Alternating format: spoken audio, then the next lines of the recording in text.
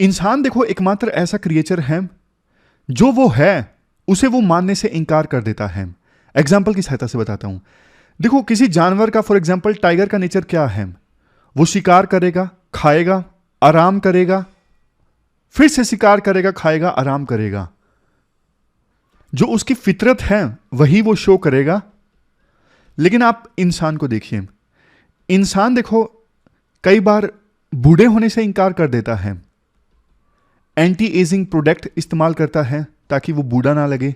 जबकि देखो animals, birds इस चीज को ना आसानी से स्वीकार कर लेते हैं कि अब हम बूढ़े हो रहे हैं। अनेकों एग्जाम्पल्स आपको मिलेंगे। जैसे देखो कई बार सोसाइटी के दबाव में इंसान ऐसी ऐसी जॉब कर लेता है, ऐसे ऐसे करियर चूज कर लेता है जिसमें उसको मजा भी नहीं आता, लेकिन हां सोसाइटी से एक्सेप्टेंस हासिल करने के लिए मजबूरी में वो जॉब करता रहता है। कई बार आपने देखा होगा कुछ लोग जो है नकाब ओढ़ लेते हैं, मतलब अपने आप को जैसे कई बार कुछ बहुत ज्यादा अमीर, पावरफुल दिखाने की कोशिश करते हैं। जैसे कई बार कुछ लोग होते हैं अपने आप को बहुत नॉलेजेबल दिखाने की कोशिश करते हैं। इस पर देखो यूपीएससी ने ऐसे अगर पूछ लिया तो अनेकों एग्जाम्पल्स आप लिख सकते हो। जैसे देखो इंसान पक्षियों की तरह उड़ नहीं सकता तो इंसान ने हवाई जहाज बनाया।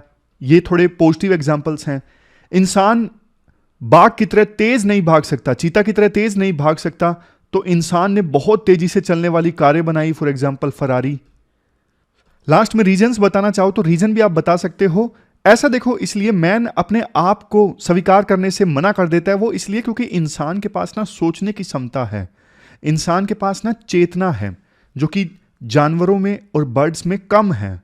यूं नहीं कह सकते नहीं है, इंसान की अपेक्षाकृत कम है, लेकिन बावजूद इसके कई बार कुछ इंसान ऐसे हैं जो अपनी कंसाइंस को इग्नोर करके काम करते हैं। तभी समाज में इतने घृणित अपराध देखने को मिलते हैं। छोटी छोटी बच्चियों के साथ रेप हो जाता है क्योंकि वो इंसान जानवरों की तरह बिहेव करते हैं, अपनी कंसाइंस, अपनी चेतना को इग्नोर कर देते हैं। तो ये सारी चीजें आप इस कोट के जवाब में लिख सकते हो। आप अपना व्यू भी बताइए कमेंट बॉक्स में। डिस्कशन स्टार्ट करने से पहले ना एथिक्स का एक एग्जांपल है। बे ऑफ बंगाल में इन्नोर पोर्ट है तमिलनाडु में।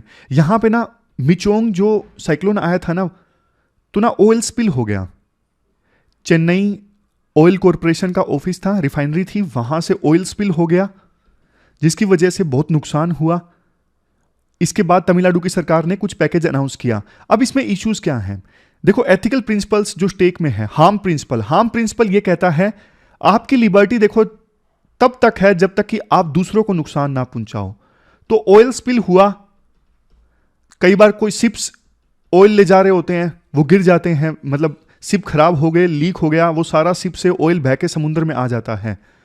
तो देखो शिपिंग कंपनीज ने इस प्रकार से ऑपरेशन कैरी आउट किए कि हार्म हुआ दूसरों को, मेरीन ऑर्गेनिजम्स को नुकसान हुआ, लोकल लोगों को नुकसान हुआ, मछुआरों को नुकसान हुआ। यह हार्म प्रिंसिपल है। हार्म प्रिंसिपल कहता है आप तब तक कुछ भी कर सकते हो जब तक कि दूसरे लोगों को नुकसान ना हो। तेज गति से गाड़ी चलाना चाहते हो चलाओ, लेकिन इतना तेज गति से नहीं कि दूसरों को नुकसान हो। आप पार्टी करना चाहते हो, बंद कमरे में पार्टी करो, कुछ भी करो, लेकिन ऐसा ना हो कि आपकी पार्टी की आवाज दूसरों तक पहुंचे, वो डिस्टर्ब हो। यह हार्म प्रिंसिपल है कि ऐसा काम मत करो जिससे दूसरों को नुकसान हो, लेकिन ऑयल स्पिल से दूसरों को नुकसान होता है। Next, violation of intrinsic worth. देखो अब जैसे मेरीन ऑर्गेनिजम्स हैं, ओशन के दूसरे रिसोर्स हैं, वो बात अलग है ये इंसान के लिए कितना उपयोगी है, कितना उपयोगी नहीं है। अगर ये इंसान के लिए उपयोगी नहीं भी है तो इनकी देखो दुनिया में ना एक इंट्रिंसिक वर्थ है। दूसरों के लिए उपयोगी नहीं भी साबित हो रहे हैं तो भी इनकी वर्थ तो है ना यार। जैसे देखो दूर दराज के जंगल हैं, वैसे तो जंगल आपको पता है ग्लोबल वार्मिंग कैप्चर करने में यूज होते हैं, लेकिन एग्जाम्पल के लिए मान लीजिए दूर दराज के जंगल हैं जिनका इंसान के लिए कोई यूज नहीं है, हाइपोथेटिकल एग्जाम्पल है। लेकिन ऐसा नहीं है ना जिस चीज का यूज नहीं है तो इंसान उसको बर्बाद कर दे। हर एक चीज की इस दुनिया में एक इंट्रिंसिक वर्थ भी है। ऐसा नहीं कि सिर्फ इंसान के लिए उपयोगी है तभी उसकी वर्थ है। Next, right to livelihood. मछुआरों के लिए राइट टू लाइवलीहुड है, लेकिन ऑयल स्पिल की वजह से मछुआरों का लाइवलीहुड चला गया तो उनका राइट टू लाइवलीहुड प्रभावित हुआ। उसके बाद है right to cultural and spiritual pursuit. Coastal areas में आपको पता है लोकल लोग बहुत सारी एक्टिविटीज करते हैं, तो कल्चर जुड़ा हुआ है समुद्र से। समुद्र में आप गंदगी फैलाओगे तो कल्चर पे असर पड़ता है। नेक्स्ट है प्रिकॉशनरी प्रिंसिपल। प्रिकॉशनरी प्रिंसिपल देखो ये कहता है कि आप वो सारे सेफ्टी मेजर्स लोगे, वो सारी प्रिकॉशंस बरतोगे जिनकी सहायता से आप नुकसान बचा सकते हो, इवन अभी तक कोई साइंटिफिक एविडेंस नहीं भी है तो। जैसे देखो एग्जांपल देता हूं, फॉर एग्जांपल केमिकल्स, फर्टिलाइजर्स, इनका इस्तेमाल होता है ना, अभी साइंटिफिक एविडेंस नहीं आया, सिर्फ क्वेश्चंस उठे हैं कि इनकी वजह से किसानों को नुकसान हो रहा है। तो जब तक देखो प्रॉपर साइंटिफिक एविडेंस नहीं भी आ जाता तो प्रिकॉशंस आप बरतोगे, उन केमिकल्स फर्टिलाइजर्स का इस्तेमाल नहीं होने दोगे। उसी प्रकार से शिपिंग कंपनीज को ना प्रॉपर प्रिकॉशंस बरतने चाहिए थे। नेक्स्ट है पोल्यूटर पे द प्रिंसिपल। जिन शिपिंग कंपनीज की वजह से ये नुकसान होता है उन्हीं की अकाउंटेबिलिटी बनती है, वही पैसा दें, वही साफ करवाएं, वही कंपनसेशन दें लोकल लाइवलीहुड जो नुकसान हुआ है उसके लिए। जो पोल्यूटर है वही प्रिंसिपल पे करेगा, वही कंपनसेशन का पैसा देगा। नेक्स्ट है रिमीडिएशन एंड रिस्टोरेशन। कई बार देखो ऑयल तो साफ हो जाता है लेकिन जो नुकसान होता है, जैसे मरीन ऑर्गेनिजम्स पूरी तरह से मारे गए, ऑयल की वजह से उनका सांस लेना मुश्किल हो गया, उनका वो बॉडी टेम्परेचर को मेंटेन नहीं कर पाए, इसकी वजह से उनकी डेथ्स हो गई, तो ये इकोसिस्टम आप फिर से वापस कैसे लाओगे? फिर यहां पे देखो कुछ और डायमेंशंस हैं। आने वाली जनरेशंस के लिए हमें रिसोर्सेज सहेज के रखने हैं। डेवलपमेंट आए वो सस्टेनेबल होनी चाहिए। आने वाली जनरेशंस के लिए इक्विटी इंश्योर करने की आवश्यकता है। ऑयल स्पिल को रोकना एक ग्लोबल रिस्पॉन्सिबिलिटी है, ग्लोबल रिस्पॉन्सिबिलिटी की डायमेंशन है। क्योंकि देखो ऑयल जब स्पिल होता है ना तो वो बाउंड्रीज नहीं देखता, ये इंडिया है, श्रीलंका है, वो बहुत बड़े एरिया में फैल जाता है। ओशंस तो आपस में जुड़े हुए हैं, तो कॉर्पोरेट ग्रुप की रिस्पॉन्सिबिलिटी फिक्स करना, उनकी अकाउंटेबिलिटी फिक्स करना जरूरी है। तो ये सारे डायमेंशंस हैं, ग्लोबल रिस्पॉन्सिबिलिटी, कॉर्पोरेट रिस्पॉन्सिबिलिटी और intergenerational equity, precautionary principle, polluter pay principle, harm principle, ये सारे डायमेंशन आप दे सकते हो। आप इनको एज एग्जाम्पल यूज कर सकते हो। इसके बाद देखो डेट आज की 26 दिसंबर है। हिंदू में इंपॉर्टेंट आर्टिकल्स नहीं है, अलग अलग न्यूज़पेपर से आर्टिकल लेंगे, जैसे इंडियन एक्सप्रेस का आर्टिकल टेररिज्म से संबंधित, हिंदुस्तान टाइम्स का आर्टिकल है आज इंडिया फ्रांस रिलेशन से संबंधित, और एक लाइव मिनट का आर्टिकल है क्रेडिट रेटिंग एजेंसीज की वर्किंग से संबंधित। चलिए डिस्कशन स्टार्ट करते हैं। इसके बाद next article credit rating agencies से संबंधित है। आप जीएस पेपर 3 के इस टॉपिक से आर्टिकल को रिलेट कर सकते हो। देखो सबसे पहले मैं आपको एग्जाम्पल की सहायता से बताता हूं क्रेडिट रेटिंग एजेंसी का काम क्या होता है। मान लीजिए कंपनी है टाटा स्टील। टाटा स्टील नाम स्टील मैन्युफैक्चर करती है और अपना एक और प्लांट इस्टेब्लिश करना चाहती है बिहार में, पटना के पास में। लेकिन इसके लिए टाटा स्टील को पैसे चाहिए 2000 करोड़। टाटा स्टील बैंक जाती है, बैंक से लोन मिल जाता है 1500 करोड़ का, लेकिन बाकी बचे 500 करोड़। 500 करोड़ कहां से मिलेंगे? तो टाटा स्टील ना इसके लिए बॉन्ड इश्यू कर देती है, कॉर्पोरेट बॉन्ड, ताकि लोग टाटा स्टील के इस बॉन्ड को परचेज कर सकें। बदले में टाटा स्टील को अभी के लिए पैसे मिल जाएंगे और जनता को इंटरेस्ट मिलता रहेगा और बाद में अपना प्रिंसिपल भी वापस मिल जाएगा। जितने भी साल का बॉन्ड होता है उस हिसाब से। लेकिन देखो इसमें सबसे बड़ा घोल पता क्या है? घोल मतलब कंसर्निंग पॉइंट पता क्या है? जैसे महेश है, महेश टाटा स्टील का बॉन्ड परचेज करना चाहता है, लेकिन महेश को पता नहीं कि यार कैसी कंपनी है, बॉन्ड परचेज करूं या ना, कल को अगर कंपनी डूब गई तो मेरा तो पैसा डूब जाएगा। तो महेश को डाउट है। तो यहां पे एंट्री होती है क्रेडिट रेटिंग एजेंसीज की। क्रेडिट रेटिंग एजेंसीज महेश को बोलती हैं कि आप कुछ मत कीजिए, हम आपको रिसर्च करके देंगे कि टाटा स्टील कैसी कंपनी है। क्रेडिट रेटिंग एजेंसी क्या करेंगी? टाटा स्टील की ना पूरी फाइनेंशियल हेल्थ देखेंगी, कैश फ्लो देखेंगी, पास्ट देखेंगी, मैनेजमेंट में एक्सपर्टीज है क्या नहीं है, पास्ट में रेवेन्यू कैसे हैं, कर्जा कितना है, सारे इंडिकेटर्स देख दाख के credit rating agency Tata steel को ना एक रेटिंग दे देंगी। जैसे देखो AAA रेटिंग सबसे बेस्ट है, सबसे जबरदस्त, सारे इंडिकेटर्स ठीक हैं, आपको तनिक भी चिंता करने की जरूरत नहीं है, आप बेखौफ होके बॉन्ड परचेज कर लीजिए टाटा स्टील का। उसी प्रकार से किसी कंपनी को AA देती है, किसी को BBB, BB, किसी किसी को CBD, CD भी।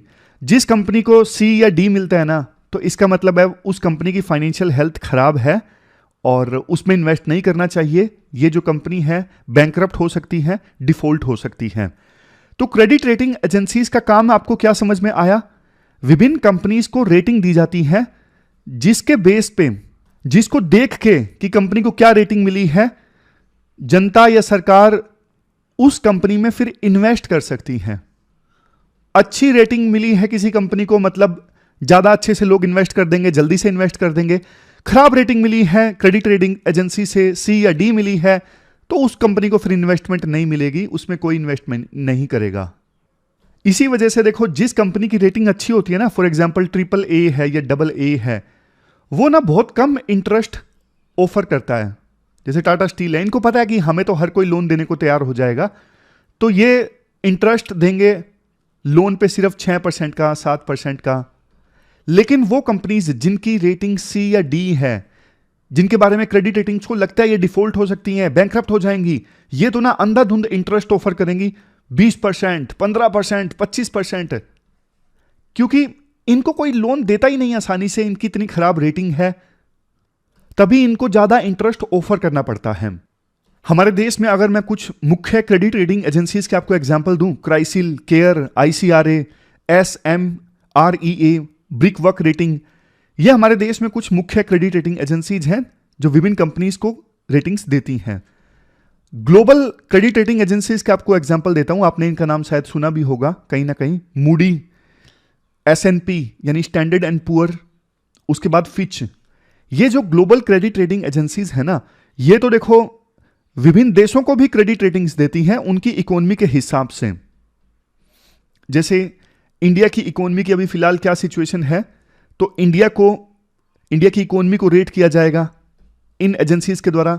उसी प्रकार से अलग अलग देशों की इकोनॉमीज को रेट करती हैं ये ग्लोबल क्रेडिट रेटिंग एजेंसीज, जैसे मूडी, S&P एंड फिच।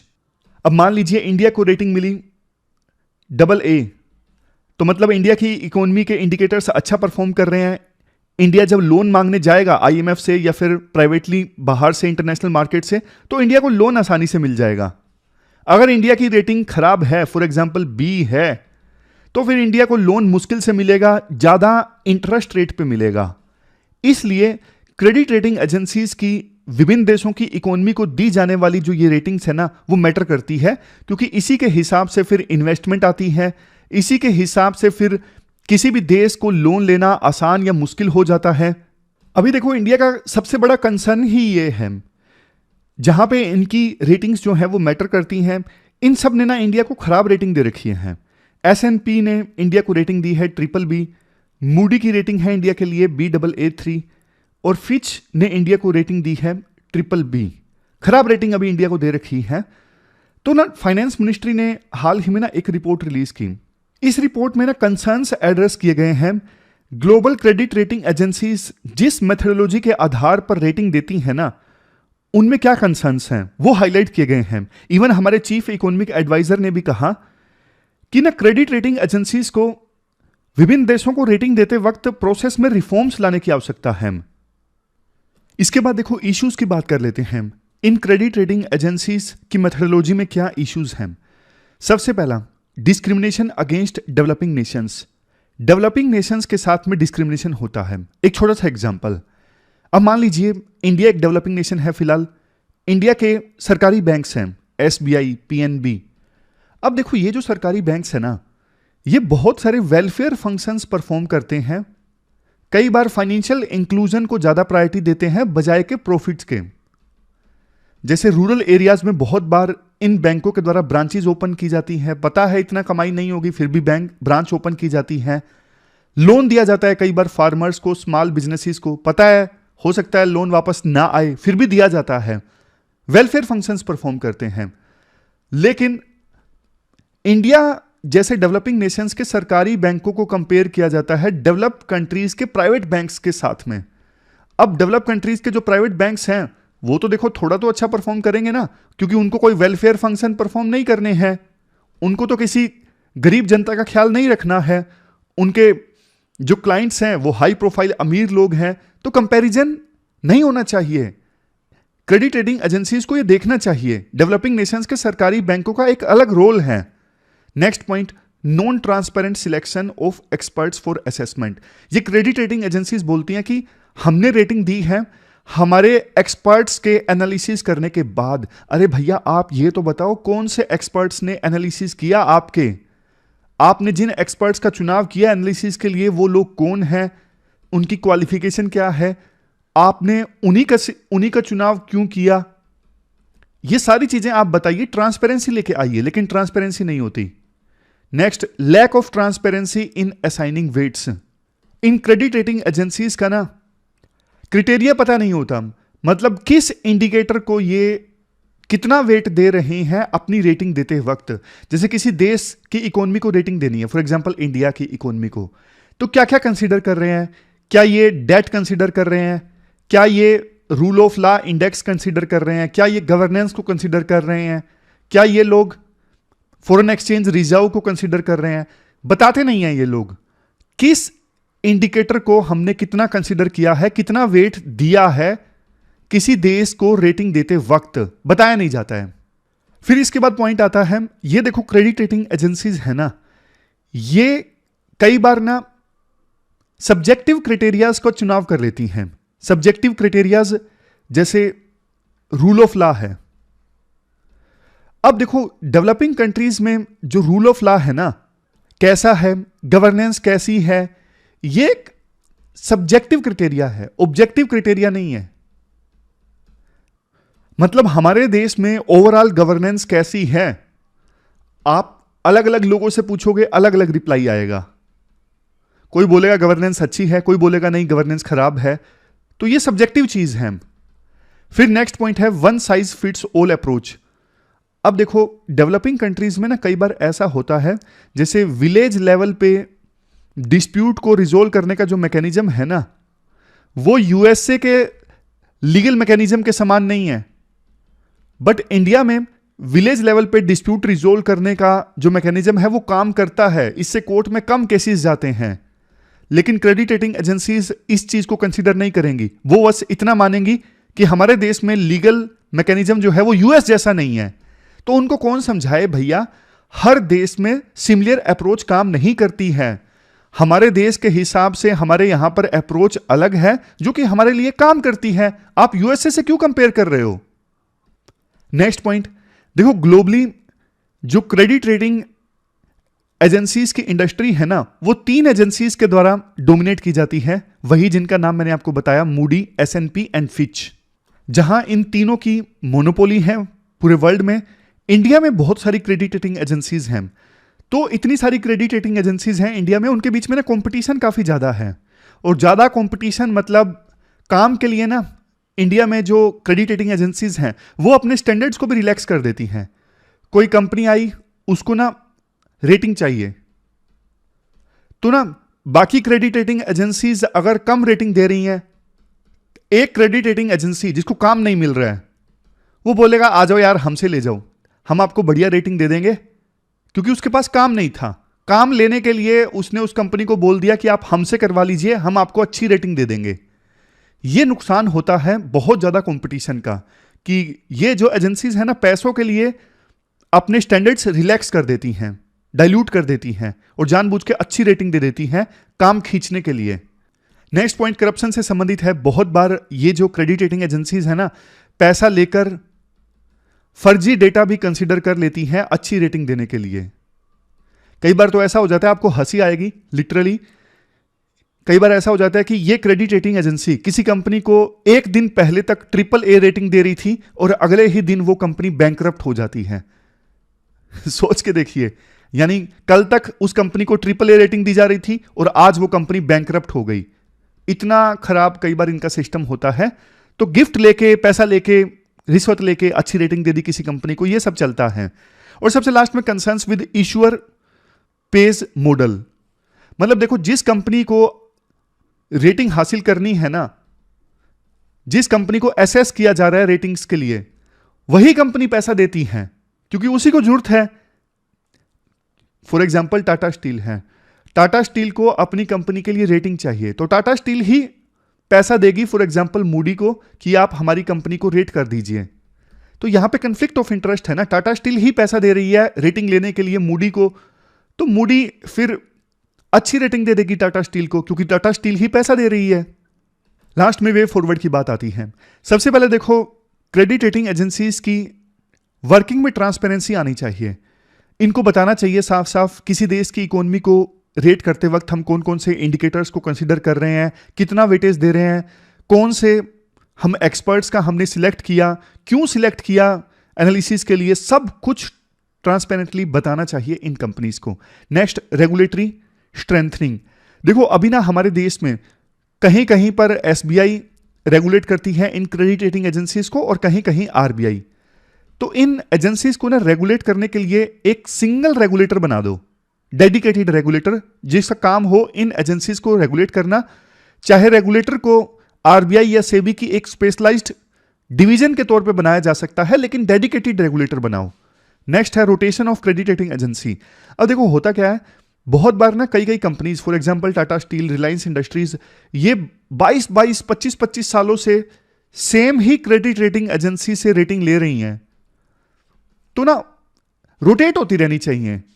नियम सरकार को लाना चाहिए कि ये जो कंपनीज हैं हर 3 साल बाद अपनी क्रेडिट रेटिंग एजेंसी को चेंज करेंगे, जिससे कि एक नया व्यू भी सामने आ सके।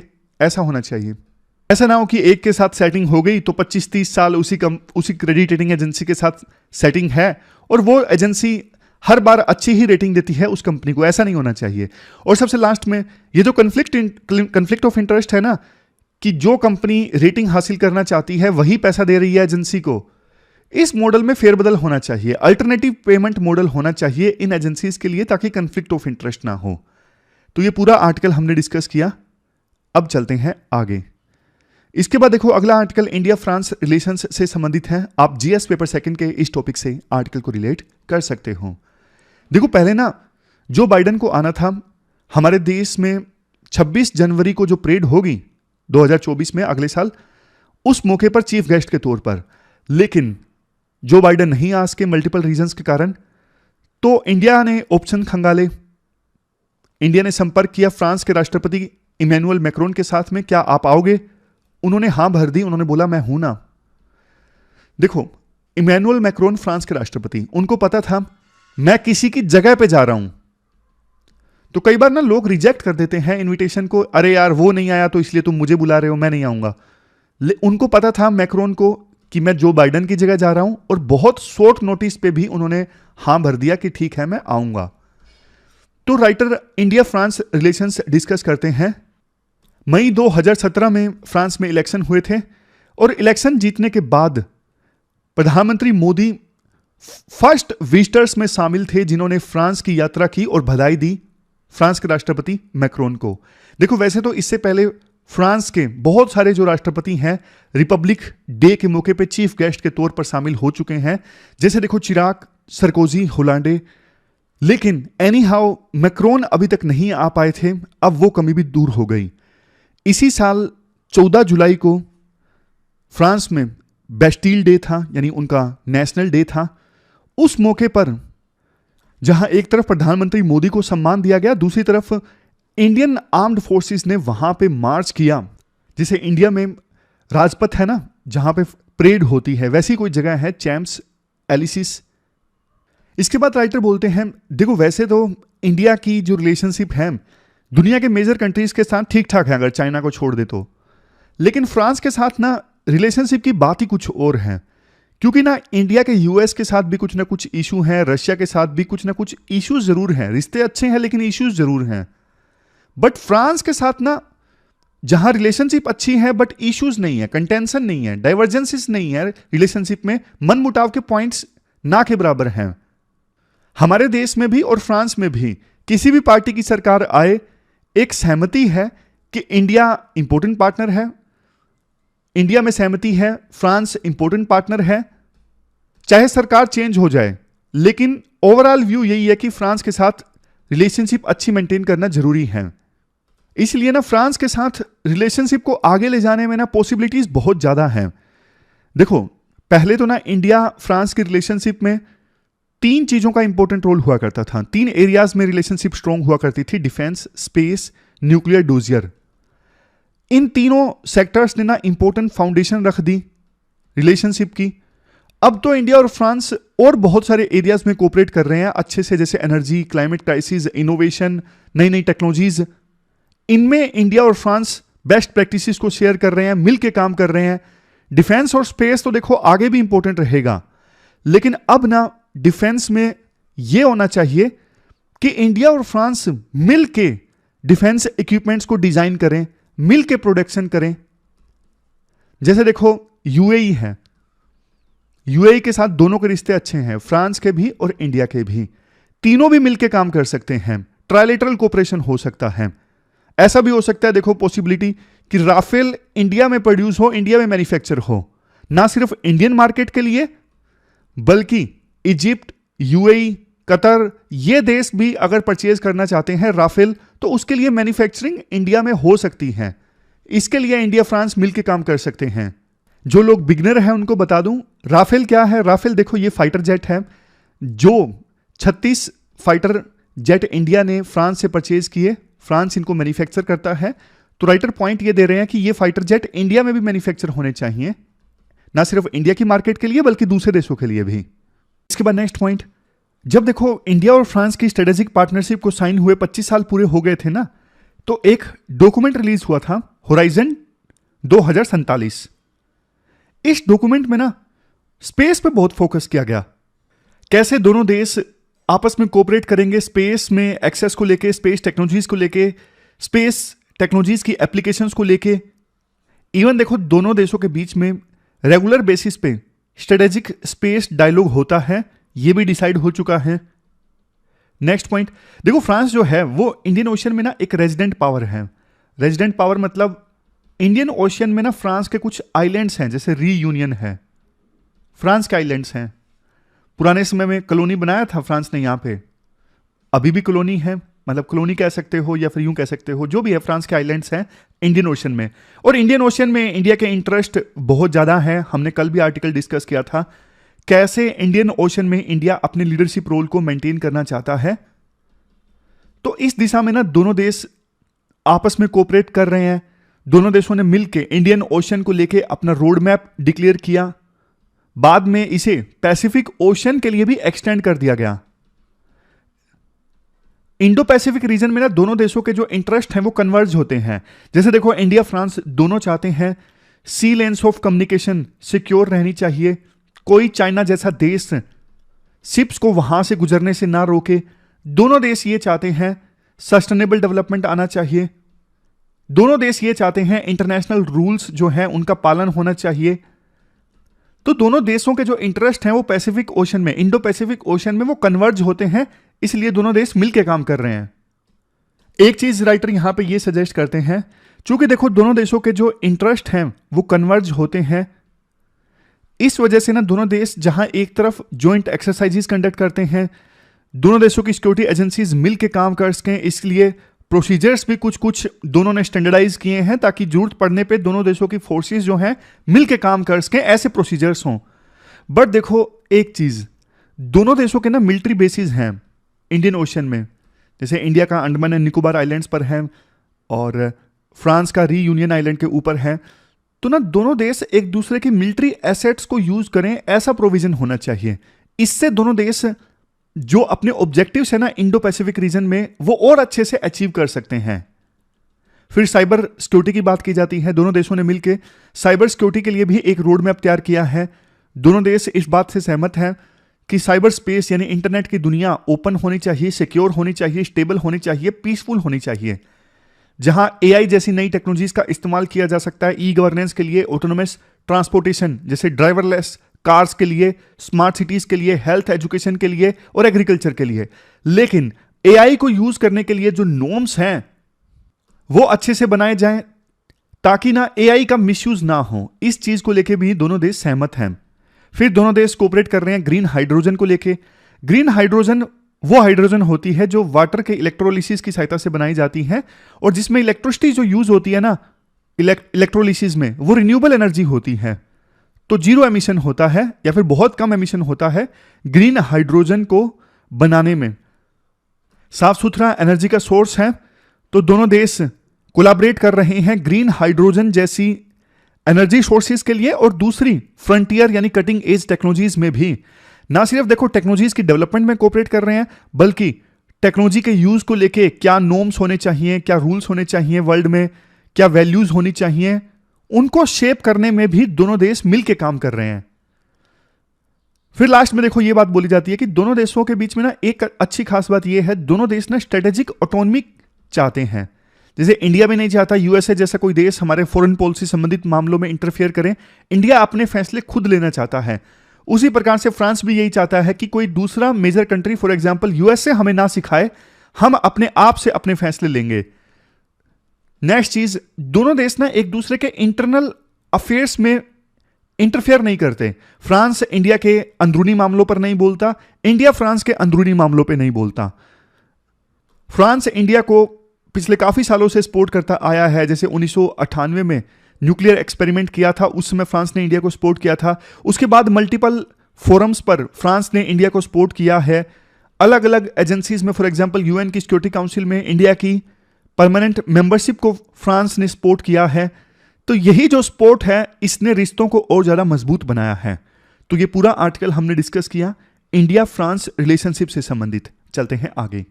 इसके बाद देखो नेक्स्ट आर्टिकल है सैयद अता हसनैन का। आर्मी में काम कर चुके हैं, टेररिज्म, कश्मीर, इन सब इश्यूज पे काफी लिखते हैं। देखो एक क्वेश्चन अभी जो बार बार पूछा जा रहा है, जम्मू एंड कश्मीर के पूंछ राजौरी रीजन में ना टेररिज्म बढ़ गया है। इस रीजन में पहले कश्मीर में ज्यादा हुआ करता था, जैसे बुड़गाम, सोपियम, पुलवामा, यहां पे, लेकिन अब ना राजौरी पूंछ रीजन में एकदम से टेररिस्ट की एक्टिविटीज बढ़ गई हैं। काफी सारे अटैक्स हुए हैं। पिछले हफ्ते की बात है, कन्वॉय पे हमला कर दिया, 4 जो आर्मी के जवान हैं वो शहीद हो गए। और वेरी अनफॉर्चुनेट, बहुत ही ज्यादा अनफॉर्चुनेट, इस इंसिडेंट के बाद जांच में 3 सिविलियंस की भी डेथ हो गई। बाद में इसके लिए आर्मी ने कहा कि हम इन्वेस्टिगेशन कर रहे हैं, सिविलियंस की जांच कैसे हुई।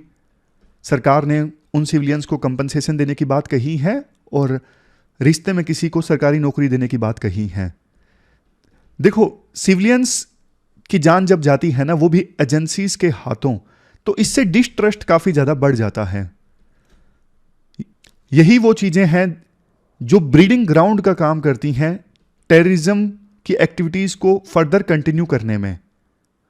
क्योंकि जिन सिविलियंस की जान जाती है, फिर उनके परिवार में कोई ना कोई हथियार उठा लेता है और टेररिज्म को फ्यूल मिलता रहता है। लेकिन क्वेश्चन ये उठता है कि कश्मीर को छोड़ अब पूंछ राजौरी रीजन में टेररिज्म क्यों बढ़ गया है। आपको एक इंटरेस्टिंग चीज बताता हूं, इंटरव्यूज कंडक्ट होने वाले हैं, आपको पता है, और PWONLIS भी मॉक इंटरव्यूज कंडक्ट करवा रहा है। तो थोड़ी देर पहले ना मैंने चेक किया सब कुछ कि आज के इंटरव्यूज स्टार्ट हो गए हैं क्या, मॉक इंटरव्यूज।